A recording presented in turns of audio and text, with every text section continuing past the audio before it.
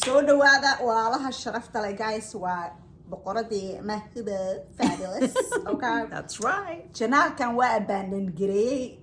marka waxaan rabaa hadda inaan ku soo noqdo waxaan rabaa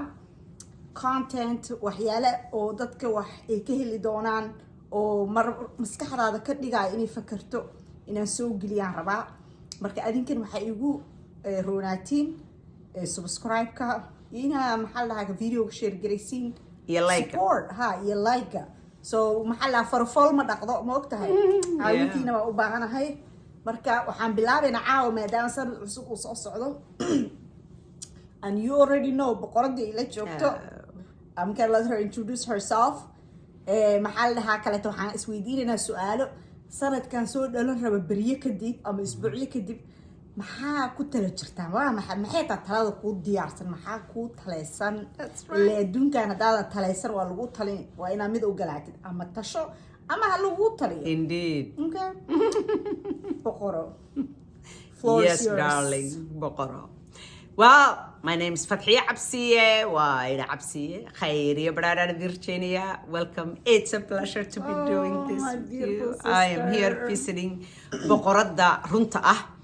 Alhamdulillah Rabbil Alamin. I was cooking the best. So this is just wonderful to be doing this for the New Year's. And inshallah we are planning in a more and more marmar so wada galno anago kala maqan xataa aan soo galgalno marmar aan ka qoslino aan ka farxino aan ka oohino ya inshallah biidnillah kareem so su'aalaha aan isweydiinayna waxay tahay muxuboy anaa ku horeynaya what's your New Year's What is your New Year's resolution? Sida aad sheegtay maxaa qorshaha kuugu jira wax isbedela oo aad isleedahay alla ilaahay waxa ay waxaas ayaa sanadkan 2025 ka aan doonaya inaan gaaro ama inaan bilaabo ama inaan horseedo ma jiraan resolution bay ugu yeedhaan afka qalaad maxaa resolution haddaad mid hayso aad horta aniga waxaan bilaabay dabeecad orkiisa la soo dhaafay ah maxaa u baahan inaan iska bedelo ma caawan bilaabay xataa biri ma sugaayo caawa baan bilaabay right now saacadan lagu jiro waxaan bedeli karaan bedeli waxaana bedeli karinna marka ugu soo dhaqsaha badan sida ugu dhaqsaha soo socdo aan bedelaya ma sugaayo biri waxaa maanta suubin kartid maxaa biri ula sugaya iska badaa sanad kale kadib iyo bilo kale iyo sababtoo ah Fatxi maxaa ogaada ma taqaanaa haddaan dhaho waxaan suubinaya maalintaas way u adkaanay aan suubiyo laakiin haddaan markaasi taantaan go'aan gaaro oo muraayta urista is canaanto oo dhanaya naag nool baataan fadhiga ka kac waka faca skyscrapers fadhiistaan maxamesh fadhiso absolutely is canaanto ma aragtay baan maxaa la dhahaa kala shaqadeeda qabsanaya laakiin inaan sugo sanad cusub waxaan subin jiray waagi hore January ko maalintii la gaaray ama jimaada ama diet bedela ama sansubi ama la seeka waxyaalaas hadda like wixii caadi waa part of my lifestyle maalintan go'aan gaaraan bilaabay bis to the point where everything improvement horta bil aadan baa mahay oo mar walba room for improvement way jirtaa waanu ku tala jiraa inaa waxyaalo bedelo laakiin wax aan maanta dhahayo ma jiraan January koodeeda bis oo maantaas aan bilaabaya wax walba waa isku dayaa inaan bilaabo oo isku dayaa tartiib aan u bilaaba wixii haduu weyn yahay tartiib aan u bilaaba sababtoo ah nafta waa igu amaana ma dhibaayi okay that's right I love that adigana taadana la wadaad boqoro والله حق عايز كمد بانهاي and ولقي New Year's resolution مالكم قرن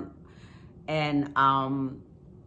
because حدان كفكرو عند هذا وحاس أيام دنيا إن سمايو and ووح عن أول بين بدن كفكرية and أولغي عبيني حتى دون طلاب بس أنا هاي وقعدته حتى دون طلاب لكن ووح أنا وقتي جوني اللي سوين لكن مر والبا burning in the back of my head you know waxay inaad samayso way fiicnaan lahayd halka inaad tagto way fiicnaan lahayd waxa inaad gaadho way fiicnaan lahayd and laakiin waqti gooni lama sugo it's aan ba u soo gurguurta ya ma idhaahdo waqtigaas aan sameynaya waqti go'an ma qabsado wax weeyaan laakiin waa wax qorshaha iigu jira oo intay doontaba hay ugu qaadatay aan jecelahay intaan maaragtay inaan gaadho waqtiyada soo socda ee dhow marka taladoodii iyo qorshahoodii waa sii bilaabaa sidaad sheegtayna haddaan weligay habad kama dhigan inaan sugo wax because haddaan sugo chances are ma samaynayo ya way igu adkaanaysaa haddii xataa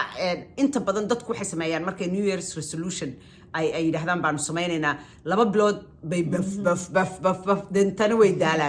daalaan hadda a lot of people dad badan qorshaha hadii jeer waxa ugu jira exercise baan samaynayaa hilib baan iska ridayaa cunto caafimaad qabto fiican baan cunayaa waxaa laga yaabaa sometimes the hardest thing maaragtay about exercising waa going to the gym once aad gymka tagto waad exercise garanaysaa laakiin marmar tegidii gymkaaba kuga adag so haddaad maalin kasta ka dhigato qorshahaaga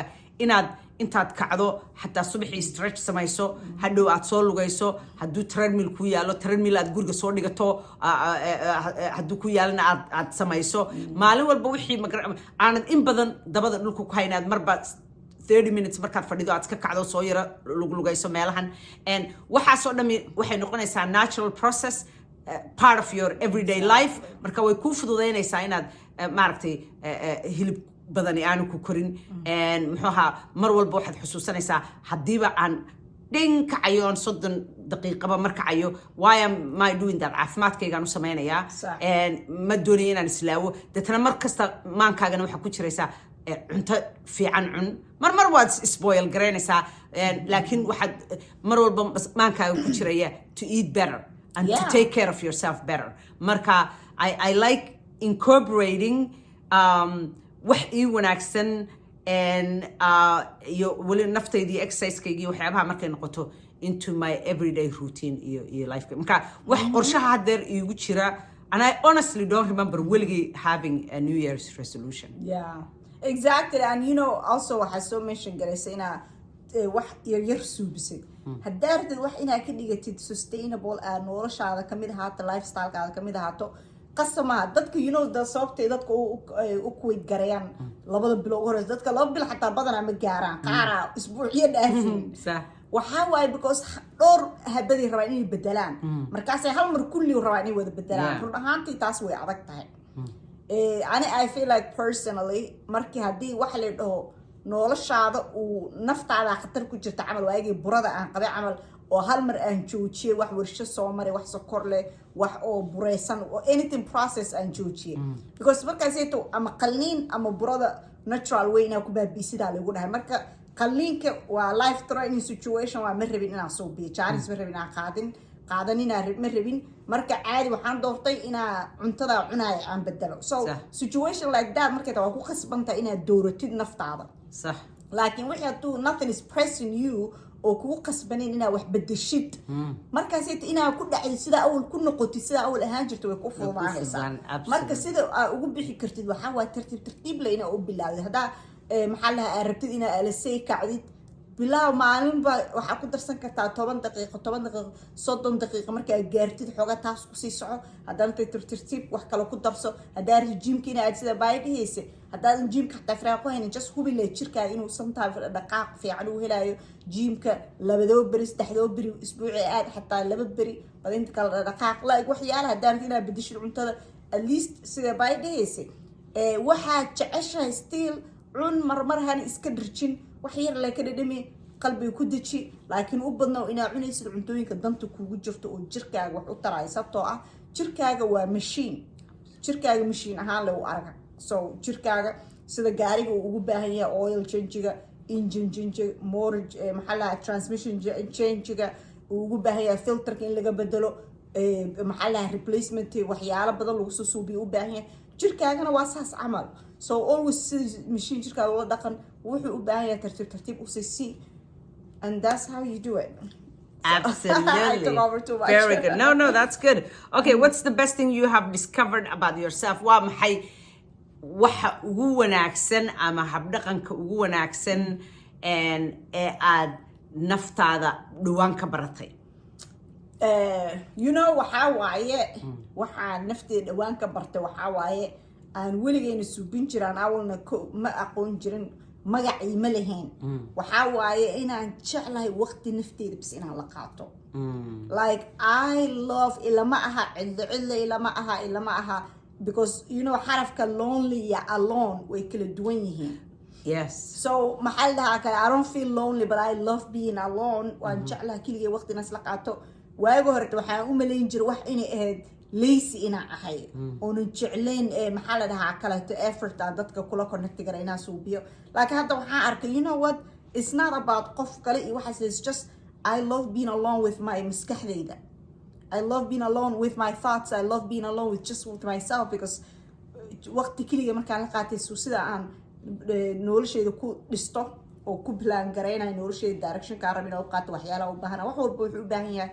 aamusin iyo waqti go'an u baahan yahay tan kaleeto wax ii ogolaataa inaan maxaa la dhahaa kaleeto ku suubiyo waxa aniga aan rabo oo ku qasbaneen inaan qof kaleeto accommodate gareeyo aan dhaho qofkaanito xushmada u hayo waxa iyagan rabaan aan la suubiyo laakiin marka keligay ahay waxaan rabaa suubin karaa so those are things that before waxa u malayn jiray inay ka ahayd inaa maxaa la dhahaa kaleeto dabeecad lahayn inaan dadka isfahmaynin inaa qofna la dhaqmi karin laakiin waxaan ogaaday it's just that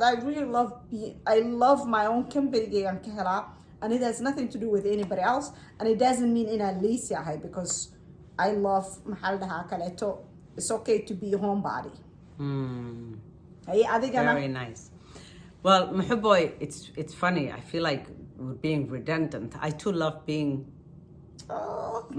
spending time with myself. That's why we are divine sisters. MashaAllah. I love my own company. And wallahi, berigi hore, I remember thinking, you are so weird because qof sidayda kala furfuran baan ahay I'm an extrovert and dadka you know I can just talk to strangers and you know and it's easy dadku inay ii furfurmaan oo waxyaabo badan ii sheegaan iyago hadeer bartay and I love people I love you know being around people when I am around them but I can also keligay waa ahaan karaa for a long period of time حتى aanon telephone ku hadlin for a long time thanks for texting lately weliba texting ku waa God sent because it's like it saves you so much energy you know marka berigii hore waxaan moodi jiray aan yaraa I was so weird like kaasiya because I love imagination adduun kaloon samaystay inaan aadaan jeclahay waqti ku isbeen garayo duulo all that stuff I have this world I've created and we talked about that marka then I read Khalil Gibran the poet bookgiisi The Prophet I have it here oh yeah oh I love that book and he talks about the importance muhiimadda ay leedahay waqti inaad naftaada la qaadato and how unique ay yihiin dadka jecel inay waqti naftooda la qaataan oo la isbengarayaan and of course when you think about markaad ka fikirto xataa anyone adduunka different sameeyey including the prophets of Allah messengers of Allah kulligood waxay ahaayeen dad jecel waqti inay naftooda la qaataan they love people dadka way jeclaayeen yeah and they were just so beloved by dadkana way jeclaayeen iyaguna they were beloved laakiin always xataa revelationsku markay u yimaadeen revelationsku حتى مركي revelations كو يمادين waxay hayn marar ay kaligood haayeen the same way exactly the same way a lot of the thinkers a lot of the people adduunka wax ka bedelay you know including dadka aaladahan iyo waxaan oo dhan sameeyay ajiibka ah waa dad really in order for you to imagine something why not kaliga ahaan kartid exactly you know marka it's a beautiful thing to be ma garanaysaa to be alone but inaad waqti naftaada la qaadan karto ku kaliyeysan karto waliba enjoy garayn karto and laakiin waxyaabaha aan iska discover gareeyay even so waxa weeyaan the fact that I don't care what anybody thinks about me yeah I don't care what sida uu qof kale ii arko wax dan iyo muraad ah oo aan ka leeyahay ma jirto waxna ima yeesho you know markaan sii ogaaday I always kind of felt it you know because intaa waxbaa layga sheegayay because I'm out there anigiiba ma garanaysaa nin durbaan qaatay cilaaq dalbay and marka you know marar badan oo wax layga sheegayo de waan arkay because aniguba de I'm out there and Somalida affairskeeda bade aniguba waan fargeliyaa so ana durbanka ama qaatay you know it's a fair game laakiinse markaan ogaaday really that oh my god I really don't care waxay Yeah. ahayd markaan Somaliland tegay 2021kii buugayga maxadho layga soo cusumay book fairkii muxuu ahaa interview inta layga qaaday the interview went viral there was just in 30 seconds of that interview that went viral waxay ahayd and because I was running organization baa sameeyay loona jiray Somali Women Global Network aan ka hadlo kufsiga iyo dhibaataynta iyo cuqubada iyo gardarada iyo waxa dhibka dumarka lagu hayo marka waxa la weydiiyay do you think ma rumaysan tahay fikirkaaga iyo waxyaabaha aad ka hadashaan maadaama aad arrimaha dumarka aad uga hadashaan oo aad you're an activist and miyaad rumaysan tahay nin gabadhiisa hadduu xoog wax kaga qaato inay tahay kufsi and I said markaasaan yidhi yes there's a reason why ay ku diiday naagna ninkeeda iskama diido ila bariis kumay soo doonanine in wax la isu doonto oo ma garanaysaa dee ma garanaysaa waa part of the deal the whole deal ma garanaysaa could be the most important deal ba ma garanaysaa inaad reer samaysataan oo wada noolaataan oo isu timaadaan oo carruur kala dhashaan laakiin sababta ay ku diidaysaa meesha ku jirta soo jidhkeedana iyadaa iskale maya hadday ku tidhaahdo adigoon ka xaal marin wixii ay kugu diiday ama warhayn inaad xoog wax kaga qaato waa kufsi and then the way it just went viral and of course waxa la yidhi hala dilo dhagaxa lagu dilo all my events were cancelled waxa weeyaan I dominated the news for 2 months baa newska haystay waxaan sii joogay bill baan sii joogay iyadoo everything la cancel gareeyay xataa hotelkan deganaa waa layga raray dhulkii meelihii caadiga ahaa oo dhan suitekii ugu sarreeyay baa laygeeyo security and marka all that stuff so markaasaan ogaad qosol baa aniga iga soo hadhay qosol baa iga soo hadhay I imagine you're on the news all the time adigaa laga hadlaya social media wuu gariraya cid walba way gariraya meel walba and I'm like it was like in biyo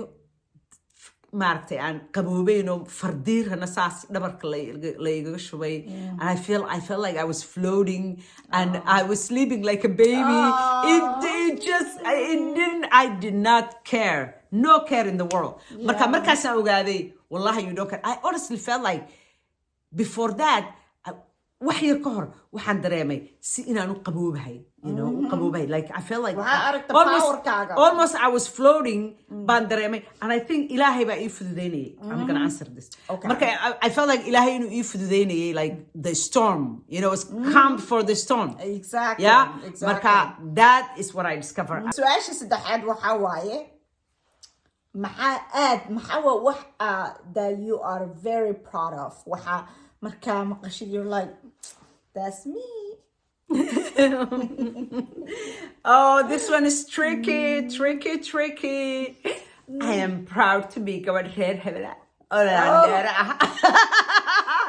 I am proud to be ina hebel maaniga qabiilkeyga allah dalbaan naag reer hebela oo intaasoo inan ay ka dhasheen oo raggii ragga ahaa ee wax dhici jiray ee wax dili jiray definitely not proud of that one it has nothing to do with me. We're being sarcastic, guys. okay so what am I proud of? Wallahi, to be honest with you, and I can't say I am proud of a lot of things because wax walba ilaahay baa bixiya subhanahu wa ta'ala. Obviously qabiil baan ka dhashay. I'm not proud of it because of qabiil. I'm not proud of the fact that I'm Somali. I mean, I find these things weird because you had nothing to do with whether I'm Somali ka dhalatay, proud to be Somali marka la yiraahdo, or proud to be even حتى ما أقول proud to be Muslim because I am lucky inuu ilaahay subhanahu wa ta'ala igu dhaliyay dad muslina aan ka dhex dhashay. I don't know if I would have the smartness, and the common sense to say, qof maanahay, maxaan halkan u imi, maxaa lay sameeyey, all the things you always hear dadka maaragtay referredska isweydiiyaan oo ay baadhaan diimaha kala duwan tarigarayaan oo markaa eventually come to Islam. I don't know if I would be smart enough inaan ahaan lahaa to do that. So I am grateful. I'm not proud because waxaan anigu gaadhay ma aha. Ani proudness waxaan u aqaanaa waxaad adigu gacantaada ku samaysatay oo ku heshay oo u halgantay oo ma garanaysaa marka the one thing I think I am proud of aan idhaahdo waa markaan noloshayda dib when I reflect aan reflect gareeyo the fact that I can say sorry you know Wow. inaan qof odhan karo I'm sorry oon garan karo inaan ka gardarnahay dadka qaar sasixaysid. ka gardarnooday aan sasixi karo that's it inaan isasixi karo yaa oo aan khaladkayga qaadan karo oo markaan gardaranahay aan garan karo inaan gardaranahay yaa oo markaan xataa niyadda qof ka xanto you know because bini aadan baa tahay maskaxdu ma aamusto صح. markaan niyadda xataa qof ka xanto aan odhan karo what's wrong with you you know subhanallah True. and that I am proud of because it's a process you know that you have to go through and it's like an exercise Yeah. I you know practice garanaysid and you're perfecting it and it's easy in atrado it's nothing you know who Exactly. cares everybody does it big deal you know ham fresh come on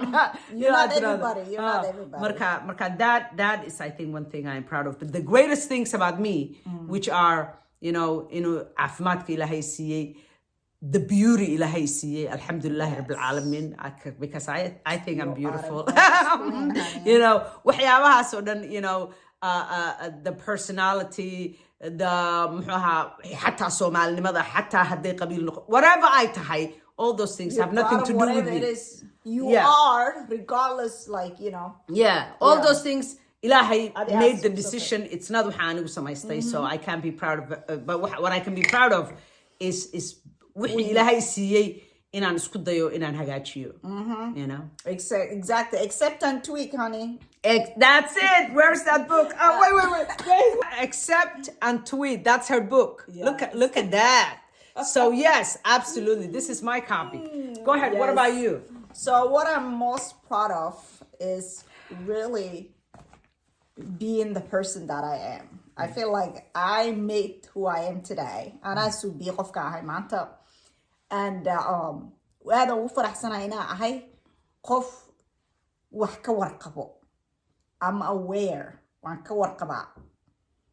Waxyaalo badan baan ka warqabaa. I'm seeing waan u jeedaa wax walbana dixsina ma ihi meel kasta kuma dhici. So I'm proud of inaan ahay qof gacanta isku hayo. Waxaan ahay maskaxeeda sida hadda baa sida sheegaysa. Ana xataa waxyaalahaas hadda qof arko you know waa normal human reaction marka qof aragtid inaan opinion hore ka yeelatid. Yeah. But inaan isbaray noqotay inaan fikrad ka haysan qof markaan qof fiiriyaba inay waxba igu soo dhicin aan ka ahayn their beauty all creation ki ilaahay To see the beauty You know, in things waa and ilaahay others. abuurid waa art bini'aadamka waa Alhamdulillah, art yes. wax walba ilaahay abuuro art adduunkaaneeto waa art xayawaanka bini'aadamka kulle so you know to appreciate ilaahay abuurista ilaahay waxay noqotaba Yeah. so you know waxyaalahaas I'm really proud of myself in terms of like maxaa lahaa judgmental dad kalena kuma ihi nafteedana kuma ihi horta nafteedaan ka bilaabay ko